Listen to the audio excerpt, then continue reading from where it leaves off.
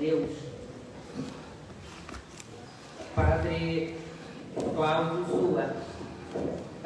Estou dando boas-vindas ao Padre Cláudio Zua, que está conosco nesta manhã, e queremos apresentar de forma geral para conhecermos o Padre Zua, um pouco daquilo que ele, um pouquinho, porque sabemos que a vida do Padre é um pouco maior do que em poucas dias. Mas para nos acomodarmos e estarmos à vontade na palestra que estaremos tendo agora, para dizer que o Padre Cláudio Zua, ele é natural de Luanda, fez os seus estudos superiores de filosofia e teologia pelo seminário aqui episcopal de Luanda, mestre em exegese e ciências bíblicas pelo Pontifício Instituto Bíblico de Roma, Itália. Cursou teologia paulina na mais de 15 minutos para outras, o tempo que lhe é concedido. Mais uma vez, sinta-se bem no nosso meio e tenta falar bem. Muito obrigado, Marina. Permitam-me reiterar os agradecimentos a todos os presentes e, de modo particular, ao meu diretor arcebispo, o Sr. João Vieira Dias, e o seu bispo auxiliar, Dom Fernando Francisco. O tema da justificação pela fé é um tema que, na verdade, é de singular importância para as Sagradas Escrituras. Por quê? Porque todo o enredo escriturístico bíblico se baseia justamente nesta questão, a questão da salvação, da justificação. Mas em São Paulo, este tema tem um acento muito particular. Se nós reparamos, e a afirmação da nossa dependência, eu gosto muito de uma frase do Papa Bento XVI, de Deus, do homem. Deus, na verdade, Santo Agostinho diz, em todo movimento religioso, temos o homem, antropologicamente falando, sabemos que a religiosidade acaba sendo uma dimensão antropológica.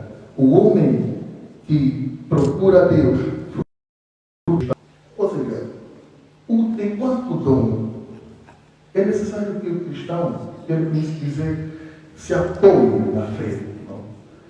Hoje é a partir da fé, a partir deste dom, que se concretiza realmente a experiência apostólica. Além do mais, somente pela fé se pode reivindicar o estatuto de apóstolo. Esta novidade da barra, que não significa somente palavra, significa também coisa. E ao longo da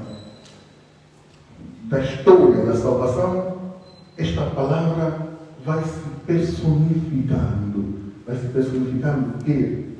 No povo, ora, nos profetas que anunciam Jesus, em modo prolético, o anúncio se torna e não é contar a inteligência, que abre um parênteses, porque às vezes quando lemos Paulo, sobretudo nas cartas dirigidas aos Coríntios, vemos um pouco, digo isso porque de alguns autores têm a tendência de menosprezar a inteligência, a pesquisa das ciências intramundanas, por assim dizer.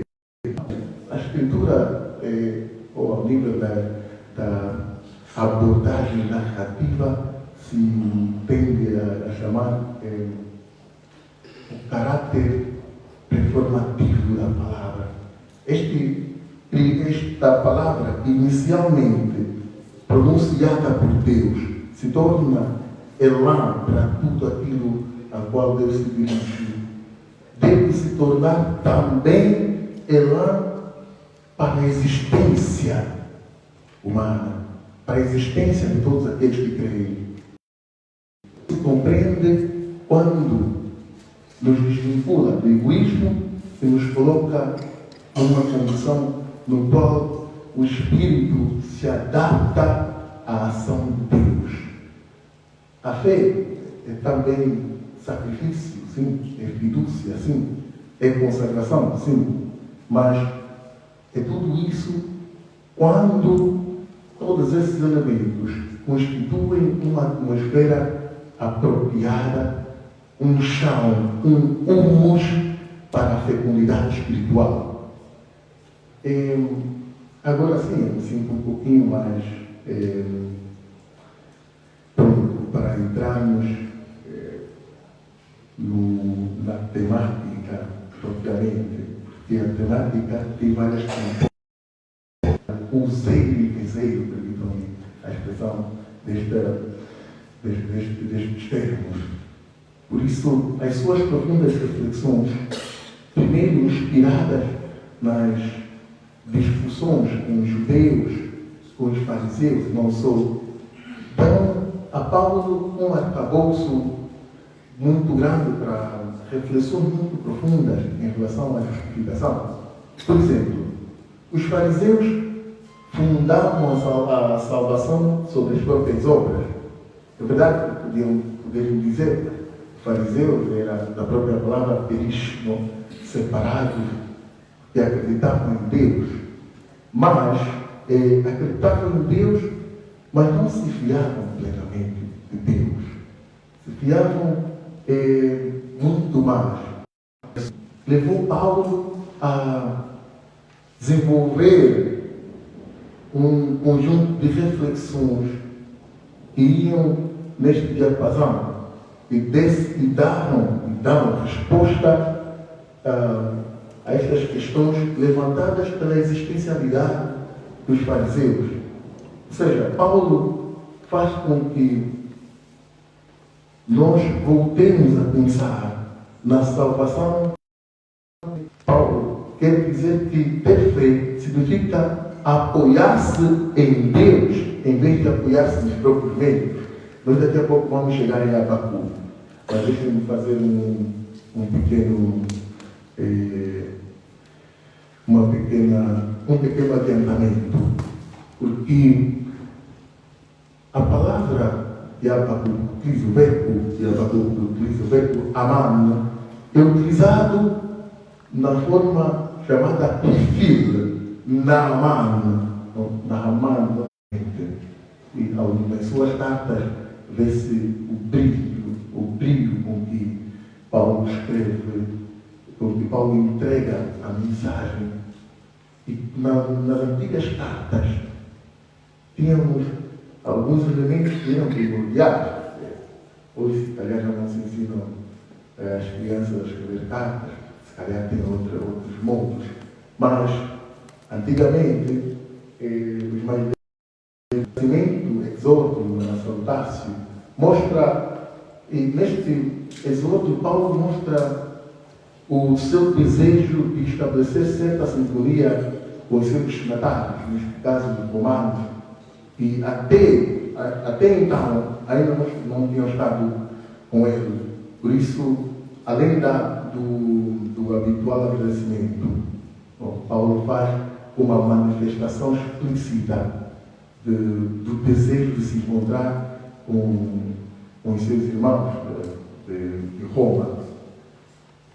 Depois vem o corpo epistolar, o corpo da carta, que começa praticamente com o versículo 16, o versículo que antecede o nosso versículo em Romanos, e vai até, na verdade, o corpo da carta vai até o capítulo 15.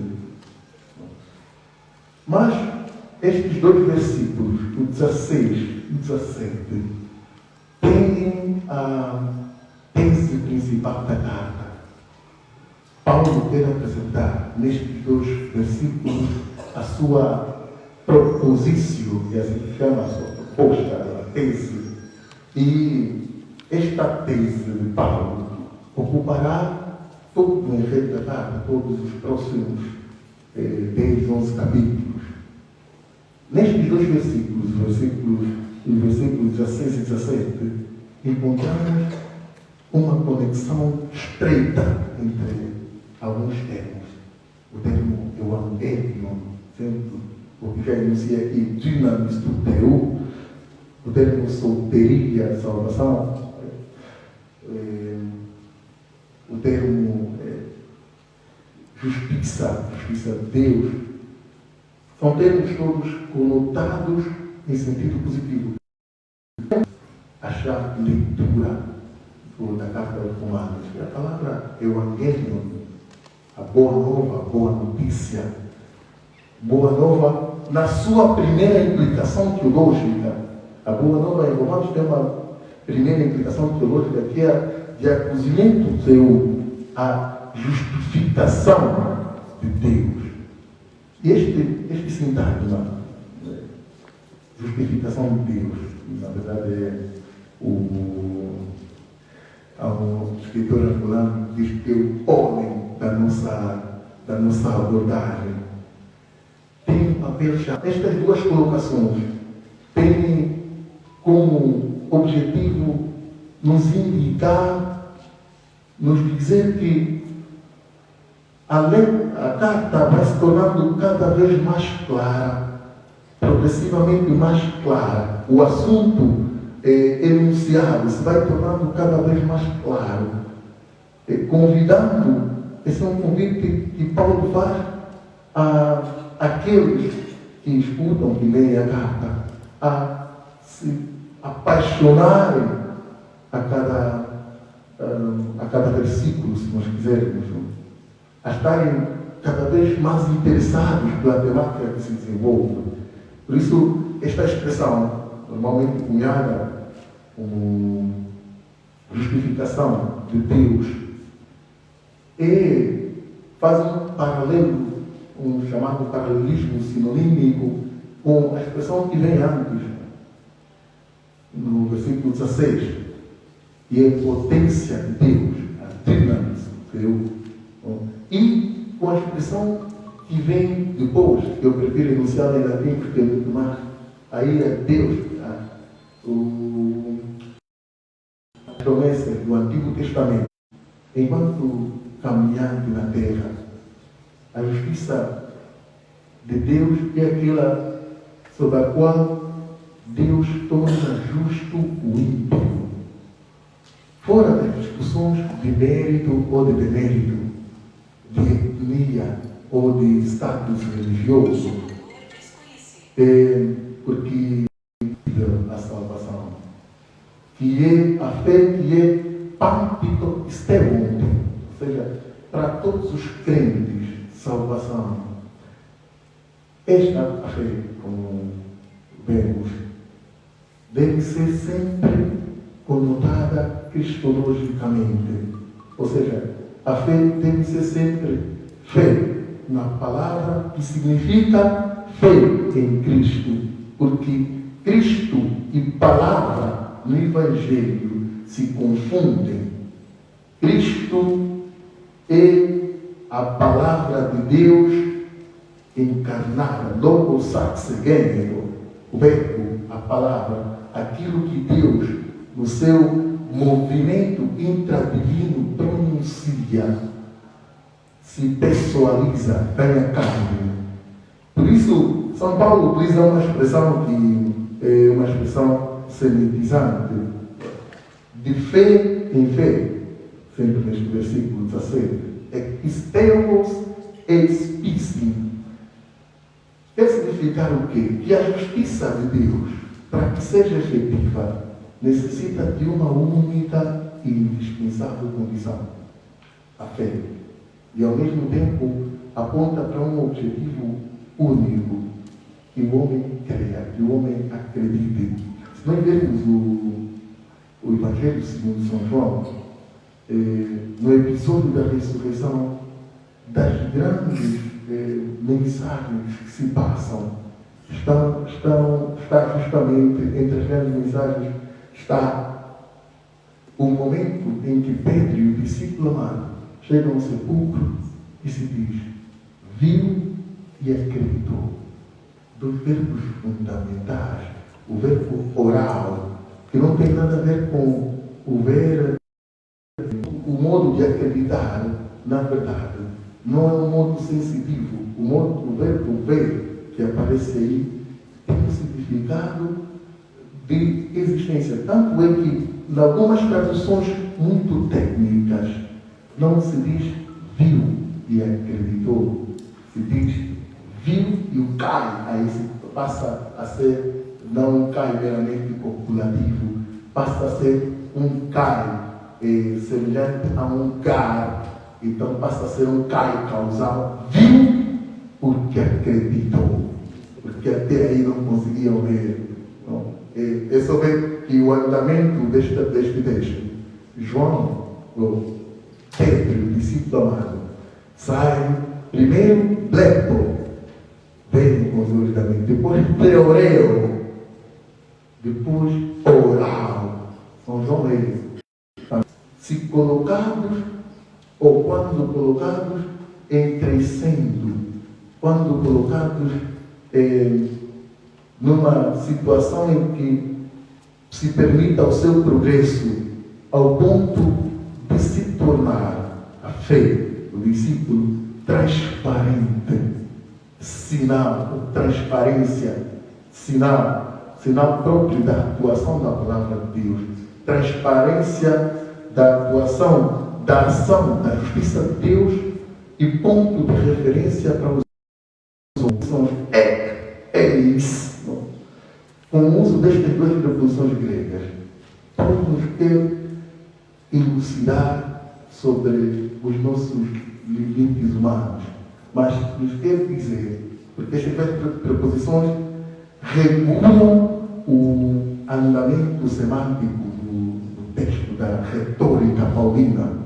Então Paulo está a dizer que de fé em fé significa um caminho progressivo, no qual e maturação da nossa própria fé. É como se o apóstolo nos quisesse indicar que a fé é o modo adequado e homogêneo de acolher a revelação da justiça de Deus. O título do outro modo. Este expediente literário que Paulo utiliza é uma interpretação cristológica daquilo que virá depois, que falei há pouco, ao necessário progresso da fé. Sai-se de uma fé meramente simples, debutante, titubeante, para uma fé cada vez mais forte. Na realidade, jaz no pensamento de Paulo uma viva perspectiva escatológica. O cristianismo é uma espera, mas é uma espera de um ausente que está presente. Por isso, Rudolf Schnakenburg gostava de dizer que na ascensão de Jesus se dá um dos mistérios existenciais mais ambíguos, mas também mais belos. A presença do ausente, cujas matizes resultam da vivência sadia do Evangelho. Resolvendo de modo sábio e sadio o Evangelho que se chega a isso. Vou terminar com a frase lapidar do texto, que liga também os outros versículos. Rodepicaios episteus etzetai, que é uma citação de Darwin. E aqui está a argúcia literária de Paulo. Por quê? A expressão da fé é precisa, ou seja, é uma expressão que pode ser ligada sinteticamente, episteus, pode ser ligada sinteticamente ao pícaros, a justo, ou a tzetzetai, a viverá. Por que Paulo faz isso? Porque nós sabemos que até chegarmos ao chamado do 70, quer a versão grega ou a versão hebraica, é, na verdade, uma técnica literária muito bem apurada, Paulo, que ligando a justo, como é mais comum e mais lógico, diríamos que tornou-se tal, o justo tornou-se tal pela justiça de Deus ativada no homem. Bom, quer dizer, coroando a abordagem da justiça de Deus, que é a afirmação inequívoca do seu amor universal, amor que não vê limites, e que não vê limites. E Omona Macama, andar no mundo para conhecer as coisas. Estimado padre, não lhe coloco nenhuma questão. É só para dizer que no fundo do coração, estimados participantes, este país tem muita gente com muita sabedoria.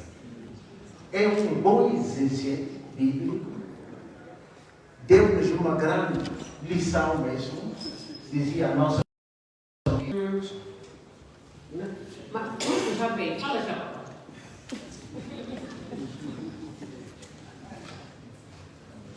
Microfone, por favor. O outro microfone já pode chegar aí para dividirmos o tempo lá no outro extremo.